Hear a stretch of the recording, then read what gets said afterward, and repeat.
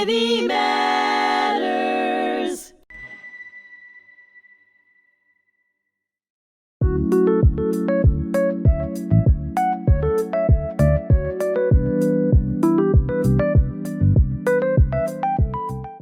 Hello and welcome to Many Voices, One Community, stories from across Long Island and beyond. I'm Gaitley Stevenson-Mathews. I'm so very pleased to serve as Community Engagement Officer here at the Center. And it is a special treat for me to be a host for this podcast. With me today is my good friend, Irma Jeanty. Oh my gosh, Irma, I have known you a long time. I don't even know when I began as a volunteer at the Glen Cove EOC, but I have known you many years, and I could not be more thrilled to have you today. And we may go back and forth a little bit because, as you know, the name of this broadcast is Many Voices, One Community. And when I think about the many voices that pull community together, the first person I thought of was you. Thank you. As we begin, I may go back and forth a little bit. So let's first talk about kind of what your day was like today or this week or anything you want to focus on. And then I may go back because I'm curious to know how the 7-year-old Irma came to be the Irma who is here today. Because knowing a little bit of your story, I just know how incredible it is. So share with me a little bit about what happened today or this week. I know there's some new programs at the EOC. First and foremost, I want to say thank you so much for inviting me today. It's an honor to be the first. And I know once you start thinking of this, you came to me and asked me. So thank you so much for that. It's always an honor whenever I have to. I'm in the company of Gaitley. Thank you so much. And we've done a lot together, certainly. You have. Wow. So I want to say thank you for that. Today started very heavy. And always grateful for every day. Every morning I get up and I'm grateful knowing that I'm going to work to do something I love. With all my heart, I love what I'm doing. And so today we started a new program. It calls Food Truck for Food, which is actually, we are the first. Long Island Care started it today. It's their first day.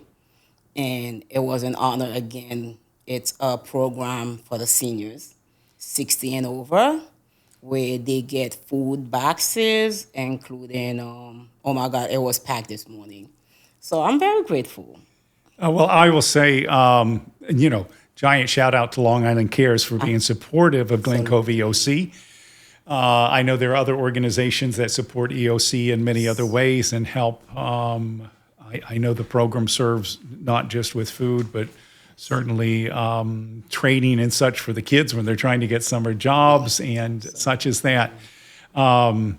This morning I felt a little bad that I wasn't out there with you. I had to be at the center earlier this morning, but I did see what you all were doing. And I will say, Irma, in everything you do, whether it is we are sitting in a board meeting, whether it's greeting the young people who you have made such an impact here on the North Shore, or working with seniors. I know you already have some history with the seniors, but in all of those things, I think anyone who knows you would say that it starts from a place of caring. And when that is the case, and that is the motivating factor, that certainly makes such a difference, because I know those young people work so hard for you, and your board members step up to the plate and do what needs to be done to make sure that you serve the community. I know you've done some other things with the seniors, but what are some of the other things that happen at Glen Cove EOC having to do with our young people? I know there's a summer program coming up, and maybe also share a little bit about what EOC is. So we are a nonprofit organization, been in existence for over 50 years now. And I started at EOC about 16 years ago. It all started where it was supposed to be a few months, and 16 years now, I'm still here. Well, I know. I remember we honored you at City Hall Yes. Near the end of last year. Yes. And you have another honor. I just remembered you have another honor coming up. The Sage Foundation is going to honor you at their annual gala. and golf outing. That's coming up. I believe it is in September, but for all the right reasons. But share with me more about the EOC. Started 6 years ago as the director of the Glen Cove EOC, where again it was supposed to be for a few months, and I just fell in love with the program, where we assist. We don't help them, we assist them with everyday living situation, from the youth program to senior program, as you just said, and summer program. So for our youth program, just a brief recollection, 5 years ago when I started, one of the youth did not think of going to college. I mean, she was like, not going to college. It's not for me. I'm like, we'll see about that. So 4 years later, that child, as you well know, he's in the Army now. Yes, And certainly proud of him. couldn't be any prouder than if he was my own son. Yes, absolutely. So this is what we do at EOC. We have 4 seniors. Last year, all 4 seniors graduated and went into college. Right. Again, this year we have 5. All 5 of them graduating with honor, heading to college. So, And I know, Irma, if I may interrupt, one of the things that I hear over and over, and that is when you take the young people to the colleges, when you do the college and university tours, so that you make it possible for them to be on those campuses. And that's not just Long Island, right? You guys travel, correct? Yes, we take them to, we have 2 of them actually right now that is going to the colleges that they visited. Terrific. So we do 2 college tour a year, summer and winter, and it's amazing. It's a 5-day college tour, all expenses paid by EOC, and the donation that we get. So we do need donation, people, everybody. So the donation that we get do provide us and help us to take 5. Each program take 5 kids. You know, I always squeeze one more in there. I know, so, you're always squeezing. You're we always have making more. 6, of course. So, Yes. And they love it. Right. They get to visit the wonderful colleges, spend a whole week in the best hotel. They stay in a hotel, all expensive paid. So when they come, you should see their faces. I mean, so this is the thing that we do for them. Right. And I will say Glen Cove EOC has quite an imprint on the community, because I will talk to, again, thinking about the veterans, there's some of the veterans I know from the Young Simmons post who say to me that it was the college tour that really, when they first really got the idea that maybe this is something I can do. And the fact that your organization opens a window to that kind of opportunity. You know, I went to Berea College, which is a small liberal arts college for young people from families who have financial challenge.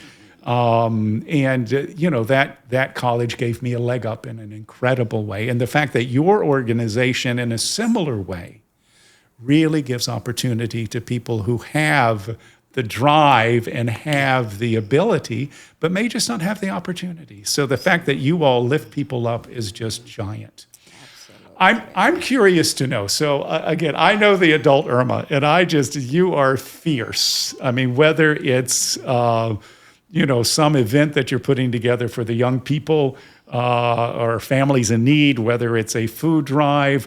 I know recently I loved Mother's Day, that not only did you have food for the families, but you had makeup and things so that the women could, or anybody who wanted makeup, I suppose I could have had makeup if I wanted it, but anybody who wanted those things. And, you think about it, it's the same way I feel about other organizations that support our families in need.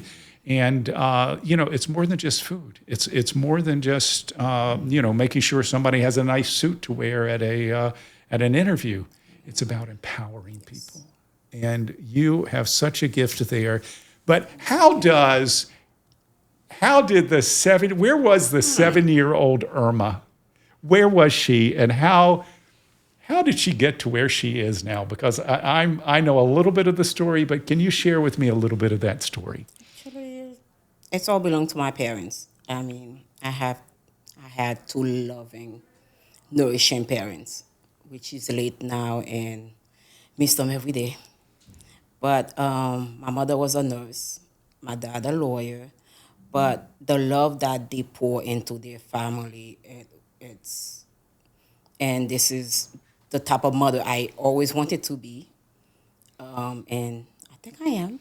Well, on that note, your daughter just graduated from where was it? Berkeley. Berkeley, Berkeley right? Law School, and so proud. Oh, I'm sure you So will. proud and so blessed and thankful that she has grown to be such a lovely young lady. Right.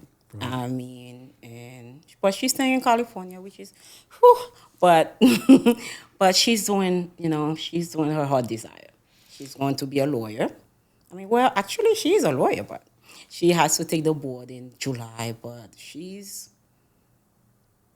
really made me so proud. Well, what you talked about, the kind of family that you grew up in, and the word I heard was love. And, it takes a lot of pushing and a lot of other things. But when the motivation starts from love, I remember I forgot what the family was going through, but someone made the comment that good families find a way to love through it. And I feel like that common denominator, if you have that in your family, you at least have the ability to find your way through, negotiate the tricky things, and let's face it, life hands you some tricky things along the way. So 7-year-old Irma, where were you at Haiti. 7? You were in Haiti. I was born in Haiti, and came here when I was 18, and graduated from college, and actually my parents wanted me to be a doctor, but I remember going, it was a summer, going to a meeting and fell in love with social work. It was just somebody talking about how they helped a kid. And went home and told my mom, oh, I want to be a social worker. So this is what I guess I was meant to be. I was meant to do this, and I have not regretted not a day in my life. Well, I think about, like you, I did grow up in a family that was very committed to serving. And sometimes how our parents think we should serve and how we are meant to serve are maybe two different things. But whether a doctor or as a social worker, you certainly serve the community in such a big way, and in a way, again, that makes such a giant impact. I'm sure they're very proud of you. Like you, my parents are no longer here, but they are certainly in my step, and I'm sure your parents are with yours. And here's the thing, knowing you and knowing me, I'm sure they would enjoy each other so much. My mom was also a nurse, and my niece is a social worker. Look at this. Yes, we've got a long history. We've got a Right. lot in common. So here is where I would kind of like to turn the corner here. And again, thinking about, so this podcast is many voices, one community. And for me, what's happened just right here? I grew up in a little town in the South. I ended up in New York. You grew up in Haiti. Now you're on Long Island. You're doing incredible work with the Glen Cove EOC. We are in some ways as different as we could be. But what is the common thread that brings us together? And how does that happen? Good question. I guess just the need to help, the need to give back. Because every morning I get up, I'm grateful for what I have. I'm grateful for my husband. I have a wonderful husband, and we've been together for 40 years. Wow. Yes, high school sweetheart. Beautiful. Yes, and I saw Valentine's. I saw pictures of Valentine. I don't think there could be more Yeah. hearts anywhere. It's beautiful. He's a partner that I'm grateful to have in every way possible, support me all in all, and hardworking man, and just the need or to give back. I'm grateful for what I always have. I have a parent that I was spoiled, the only daughter. So, but giving back feel right. It feel that when you get up in the morning and you know that I've always tell that my daughter that you go home and you had help one person, either with food or with a kind word, a hug. It means so much. Like you may not think that it meant a lot, but I have people telling me, and I'm grateful to have heard that because a lot of people they find out how they help somebody after they did. So I am so grateful that I had the opportunity for people to tell me how Sure. I've helped them. Well, and I will say, I know you're for lack of a better term, you're sometimes hard on those kids, but you're hard on them because you have high expectations. And the thing that I see when they come in, and especially they're home for college, they make their way to Glen Cove EOC, and the hugs and the appreciation towards you for making a big difference in their lives is so evident. And thank you. The last thing I wanted to talk about is this. As you know, in our world today, there is a rise in anti-Semitism. There's rise in hate. How do you, in your work and how you impact the community, make a difference on that, or how can we make a difference? Speak to them. I speak to the kids every day, the seniors. What I cannot help, I get help. Because like you said, one community. So one phone call, hey, I need to get more information or to provide more information about a subject that I don't know or I cannot. And Glen Cove is that. With one phone call, you get so many help. Right, And that is one thing I'm not afraid to pick up the phone to say, hey, I need your help. right, And since I've started, I have not called not one nonprofit or personal people where they will say no. right. So we just need to speak to them more, get them to get involved. More of the Glencoe has been amazing to me. And with that, it makes it easier for me to help, to do my job actually. So from the mayor to you, Gaitley, the first day I pick up the phone, Gaitley, I need your help. And within 5 minutes, you made other phone calls to other phone calls, and we did just that. Right. And it's not me, it's we. Like I've always say we, from the board members to the CEO to everybody. We all like put together. Like we make this happen. Right. And that's all it really takes to come together, get the help, get the knowledge you need, and just speak up. Sure. And I think oftentimes one person at a time, I think people can feel overwhelmed easily with some of the challenges in our world, but certainly in your corner, you're making such a big difference. Would you have advice to a young person who is, say, at school or somewhere in the community, and there's bullying of some sort or anti-Semitism or there's so much peer pressure. So how does how would you, as a social worker and in your profession, advise a young person if they're around people who are doing that or notice that? Well, I was a mommy's or daddy's girl, so first thing I would do is speak to my parents. I mean, I'm from Haiti. I came up with, there was a lot of bullying that I had to deal with. And growing up, you come the language barrier and being a Haitian and So I encounter a lot of bullying. So, which I spoke to my daughter, we made it our mission, my husband and I, and also my parents, to speak to my daughter, like letting her know, come to us, open the door every day. Every day we at the table having dinner. So what happened today? Knowing that it's not your fault. Whatever happened, let's speak about it.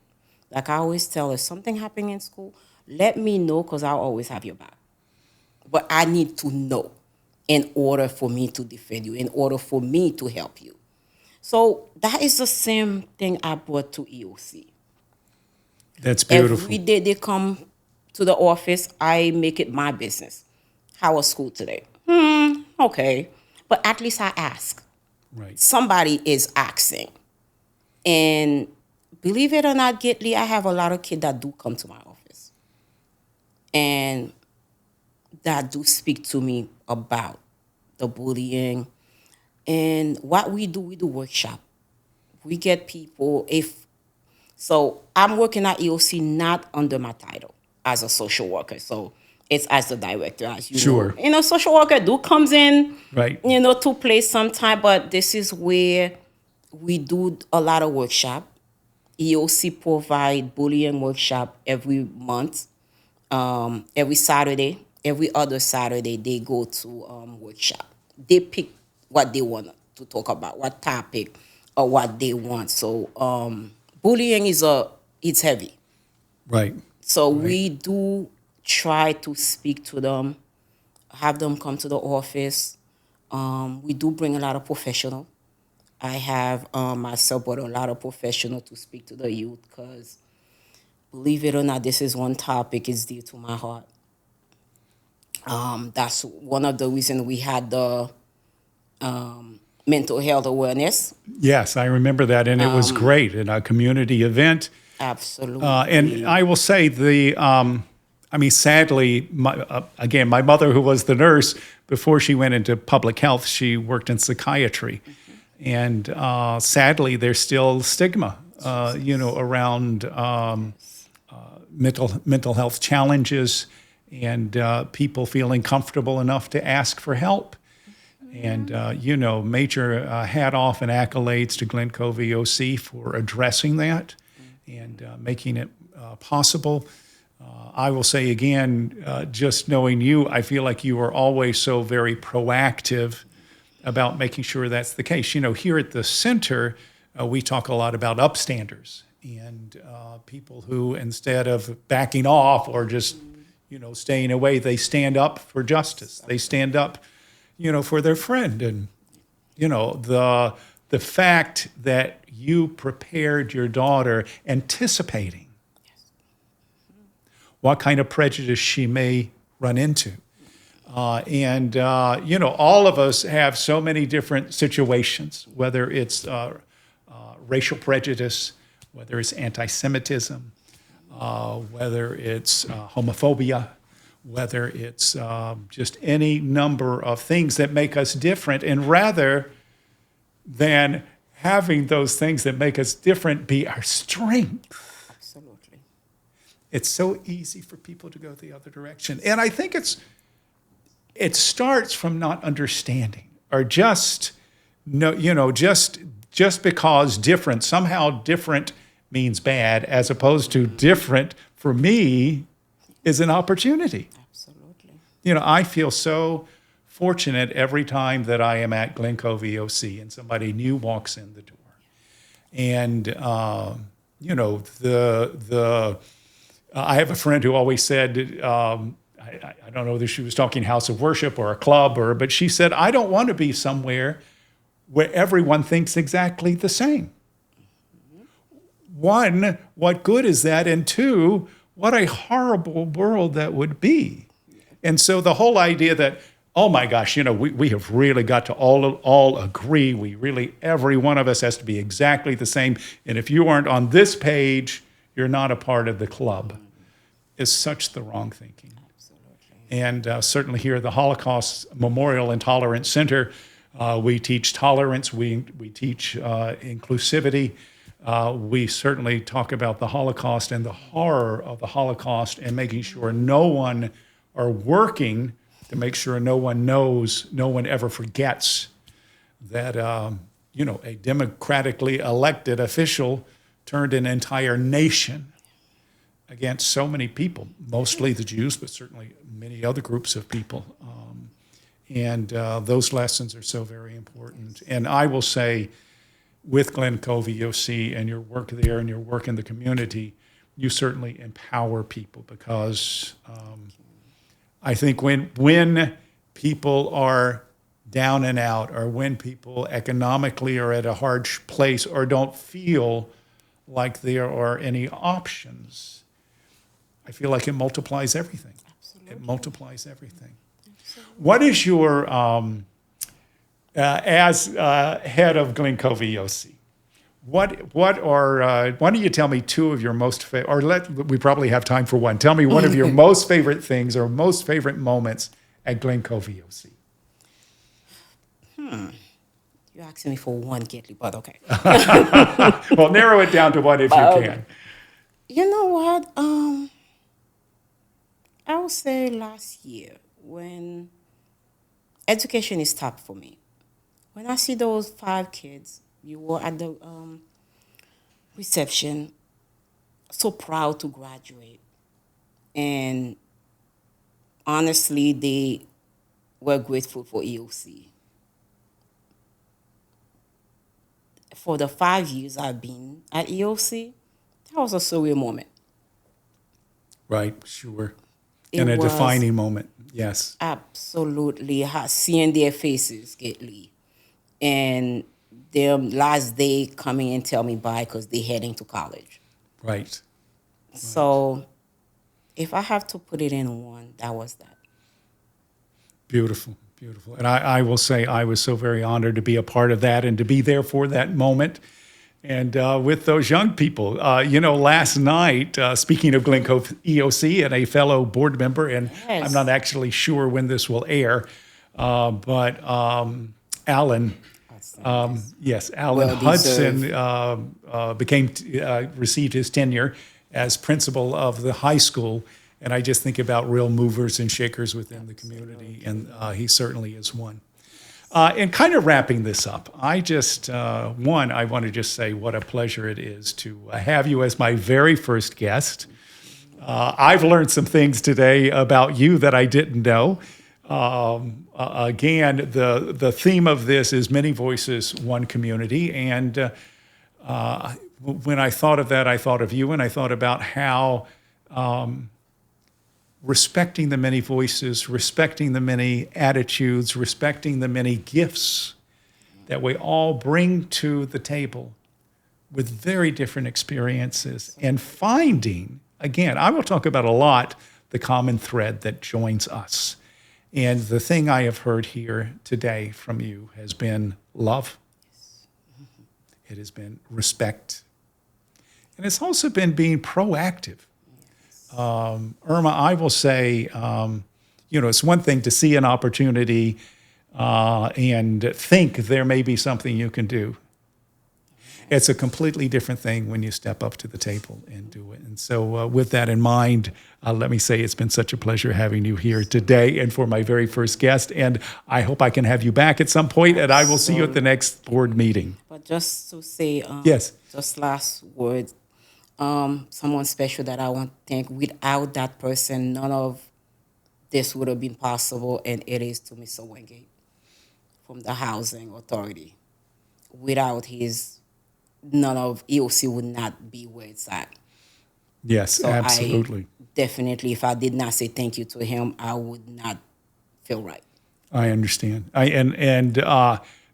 Having been in Glen Cove for a long time and having followed Glen Cove EOC, the combination of him and you has made a difference in where you have been able to take Glen Cove EOC. So again, thank you so very much.